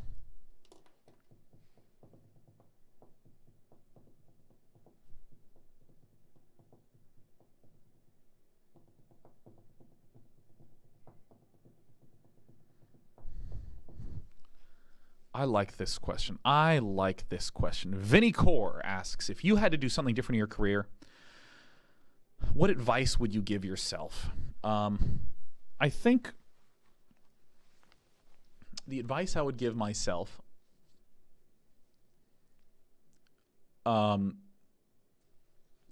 is that it is totally okay not to do stuff that a lot of people think that you should be doing. I used to run a lot of live events, like actually put on live events. Because that seemed kind of like a logical thing, right? I started to do a show. I built an audience. I started to do commentary for shows. So why don't I just run the whole show, right? Why don't I just do that? Why don't I just help put those events on, right? That seems like the next step. Ooh, that stressed me out, man. That just stressed me out. Man. I don't want to do it. And I mean, like, I've always sort of done what I want to do, but I've also felt a lot of pressure sometimes to be doing something else. For instance, take the Day 9 Daily. I cannot tell you the number of people that told me the Day 9 Daily does not work as a format. People don't want 2-hour-long lectures. What they want is either a stream they can tune into anytime, so like 8 hours of just streaming, just general stuff, or they want 5-minute videos with 10 tips or tricks in it. Those are the two. You got to get your 10 tips and tricks videos, and if you can churn out one a week, maybe of popular plays, boom, there it is. You don't actually have to do the work. You get the content. It can go viral. And like, I was just like, no, StarCraft is a hard game. And I'm going to teach it the way that I want to teach it, that I think makes sense. What do you know? I have a career now because of those things, you know. And I mean, like, I almost imagine it kind of like if you look at people who've played StarCraft for 2 or 3 years, you know what you get? You get a distribution of people from bronze to master. And if you're looking at the people who are giving advice on how to run a video content business, you're going to get a distribution of advice from bronze to grandmaster, right? Like, you know, you can imagine a gold league player saying something like, dude, I have this DT drop build versus Terran. It's really sick. It's really effective. On one hand, there's no doubt merit to that because someone in gold league actually does have a pretty reasonable amount of knowledge about the game. On the other hand, this person is a fucking gold leaguer, okay? You know what I mean? It is important to understand the context in which the advice is given. You know, like tip and trick videos that are like 10 tricks to help you improve your Overwatch game. I've watched those videos and those have been helpful, right? I've watched those videos and enjoyed them. And they do perform very well. There's truth to that. I just kind of have a good reason that I trust that I'm going to go in this direction and do the Day 9 Daily the way I want to do it. And so I think I really struggled with that early in my career to be able to tap into what the skill set and the reasoning was. And I was still operating on this layer of a person is telling me this. And I've heard a lot of persons tell me this. And I didn't have a way to... What? My recording is stopped. What the?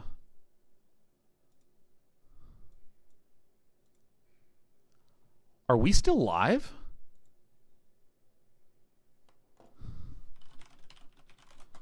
Oh, what the hell? Oh my God. No way.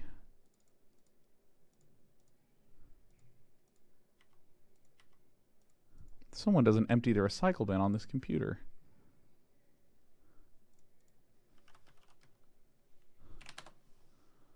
Well, this is bad.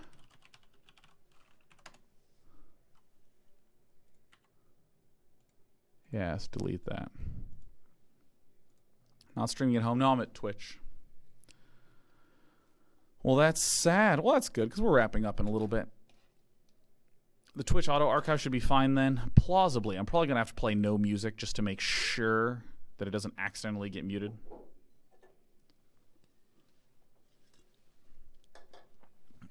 I was talking about something.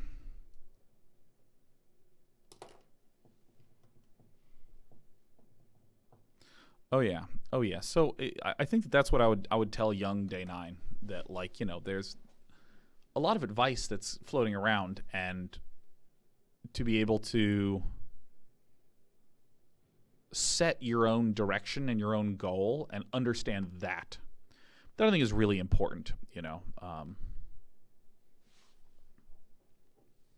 Like, I'd love to do more cool shit and make cool games. I'd love to do that. So I'm doing all sorts of little, you know, fun learning stuff in terms of writing code, learning skills, fiddling with ideas.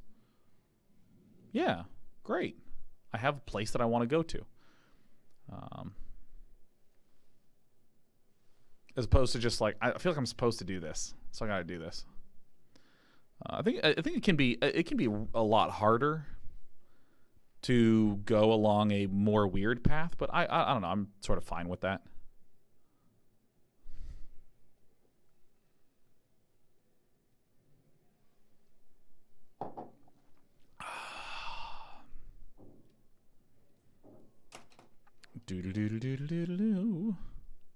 Hey, Jodix. Hey, I started off with the 30-day project review at the outset of this video. And I even, you got a shout out in there, man. You should check it out.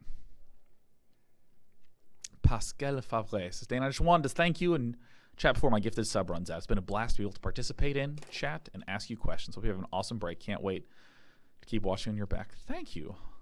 Thank you so much.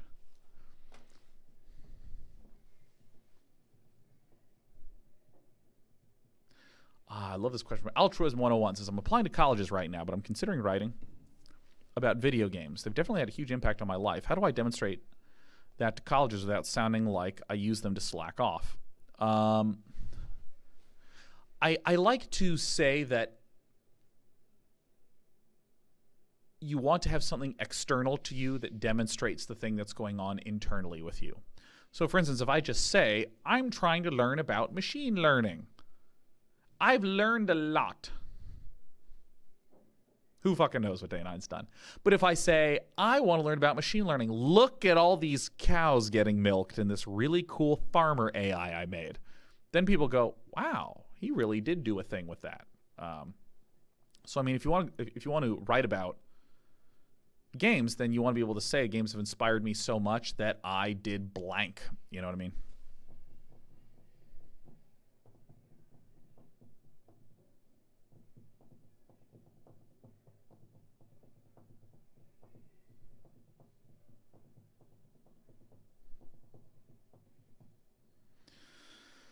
Oh, I'm feeling my energy level lull a little bit. I have been essentially continuously talking for 3 hours. What's the occasion for the outfit? Got a Christmas party tonight.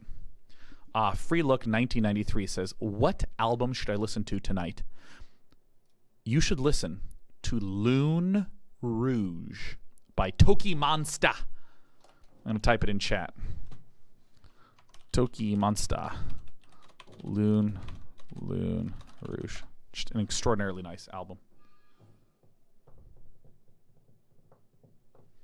I love this floral tie.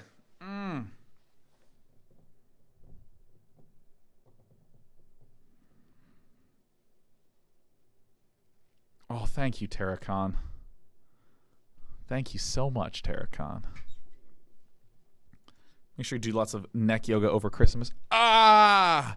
Fuck you! Yeah, no, I got a yoga video that I've currently saved that I'm looking at. Live stream fail! Get me to the Reddits. Oh. I love mic munching. I'm such a microphone muncher. Hey everyone, this is Day9 TV. It's been a real pleasure doing a little AMA with you.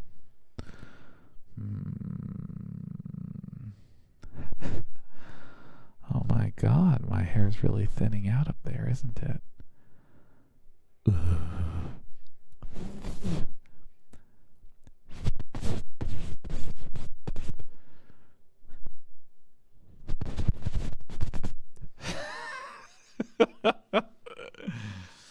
Oh, this is one of my favorite ASMR things to do. Here we go. Let me just... Okay, wait, hold on. Hold on.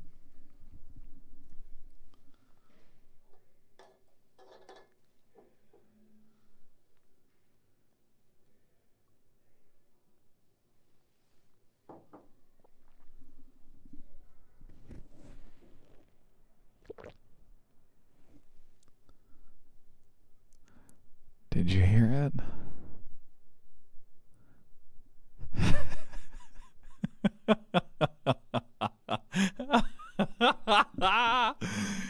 Yeah. Oh my god, that's it. Okay, I don't actually know like why like. Let me explain something that I understand. I can understand why someone would tune into ASMR for like some hours. I get that. If you like just the sensation of the sound in your ear holes, I get it. You want to listen to some little pop. I'm now gonna hit burnt toast with a spoon. You know, like all those weird and ass. I get why you do that, but I don't get how you can be a performer of it for 2 hours. And I don't mean in like a I'm looking down on you fashion. I mean like I don't understand what you do. Like I don't get the structure of it. Like where you're like, okay, well I'm going to first get a interesting lid, and I'm going to rake my fingernails across the lid for 5 minutes, and after that I have another variety of textured objects. I have a chopstick that's lightly splintered. I have a steel tack that I'm going to wrap against the lid, and then I think I'm good on that object.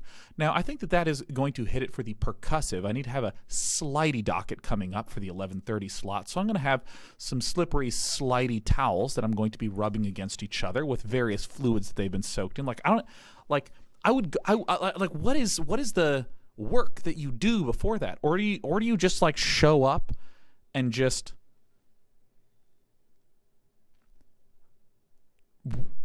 impulsively murmur for like I literally don't get the work. And again, I'm not trying to look down like, oh my god, these people man ASMR.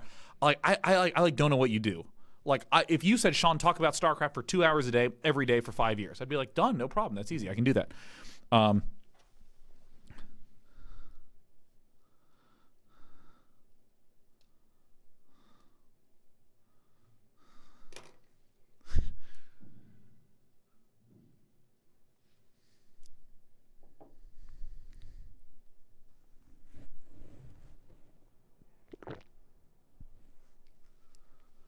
So good. It's so good. I don't know, man. Maybe I should get into ASMR, man. It's like amazing.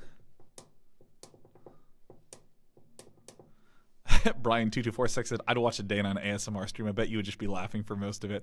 I would try to make people laugh. That's what I would try to do.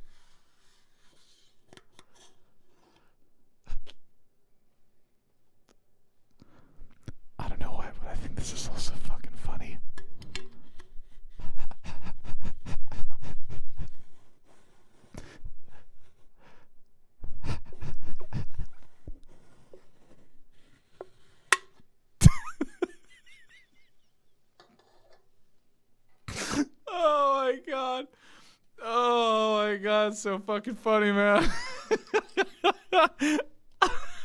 I'm devastated that the video recording broke. Oh my god. Yeah, can we get some day MSR here? Day MSR, that's so good. Oh my god. I would love to we got to do an absolute goat ASMR stream, man. I could do that for 3 hours. You know what? I take it all back. I know exactly how, why, and what I would do for an ASMR stream. It would be called Day ASMR, yeah. 100%. God damn, that's so funny, man. All right. Hey, since I'm going to be wrapping up, man, what are you guys doing over break? What are you guys doing over break? Would you actually do that? Dude, oh my god. I bet you I'd get like 50,000 viewers. It would be so fucking sick. Oh my god.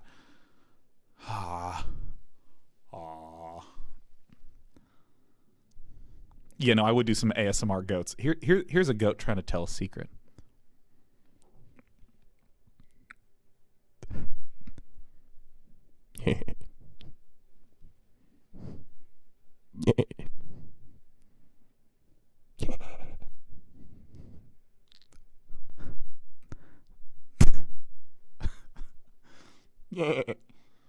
I'm good at goat noises, man.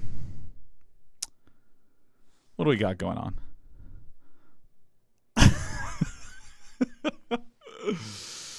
Oh, that's so funny, man. Way to finish strong. Yeah, it's so good. Do an excited goat. Yeah! That's how we do it, man. Yeah, no, we can absolutely do goat noises, man. Day goat. I am the greatest of all time, the goat. Purple Phil says, a goat pretending to be an overlord. See, it's pretty good.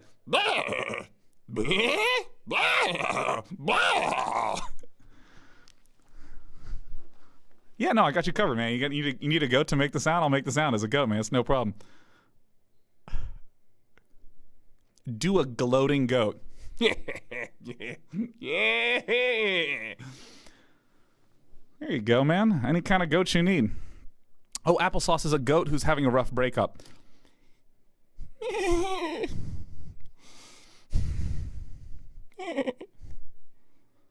There you go.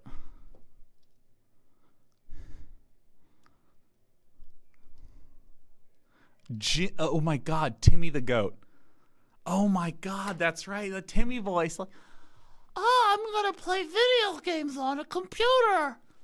So we do that, and then we grow our tongue across the mouth. So we go, yeah, yeah, yeah. He's incredible. His ASMR streams are just remarkable. The texture in my ear of everything Day9 chooses to put onto the microphone is perfect for my mood. Ah, that's great. All right, tell me, what are you doing over break? Let's stop making goat noises, man. Now this I can fall asleep to, yeah.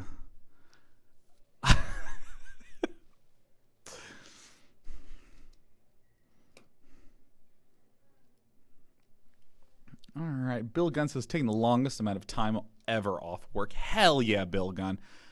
Talking, oh, my language, love it. Similux is finishing grad school apps, gonna get my MBA. Fuck yes, Similux. Dithanos is practicing drums, making music, doing lots of programming. Oh, hobby and skill building. Orova72 is building a computer. Building a computer. The Kind Wolf says, I'm going to make a platforming game, even though I have no idea. But I'm going to do it because I can. Yeah, Unity has some really great 2D platformer tutorial projects to work with. Melty watching KSL and enjoying Korea. Yes, dude, I'm doing KSL viewing party tonight.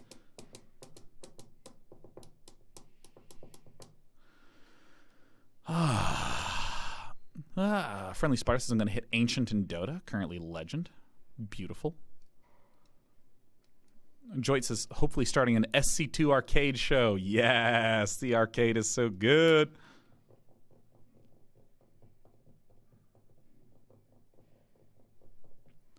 Sturiani is finishing that level in Unreal 4, starting my first ever stream on Twitch. Love it. Love it. Oh, Aphrodite is maybe remodeling the bathroom. Yeah. Chivalrous Hand says, 100 bits. Just wanted to say you've brought me so many laughs. Thank you. You're an inspiration. I'm releasing a hip-hop album this month. Yes, I'm serious. Oh, my God. Yes. Excuse me. 4 p.m. KST is when it starts. If any of you are curious about when KSL finals are, they are on at 11 p.m. Pacific. 11 p.m. Pacific. They're going to be on 11 p.m. Pacific.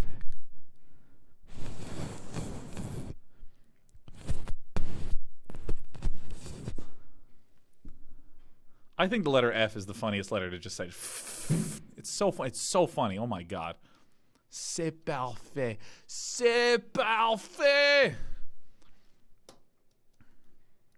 Oh my God, just after the reward says I had my first voice acting experience today and I'm hoping to do more of that soon. Can you end the stream as a goat? Nah, I gotta end it as day 9. I'm gonna close this out now. I just wanted to say thank you all so much for tuning in today and for just hanging out with me. And also for all the times you tune in throughout the year. Really, I can't stress this enough. It is so delightful to stream and see you all every day.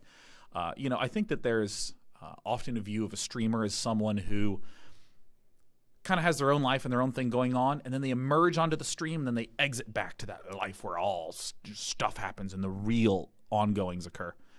But I mean, for someone like me, I am alone at my house most of the day, and when I'm live, that's in a lot of ways a big social component to my day.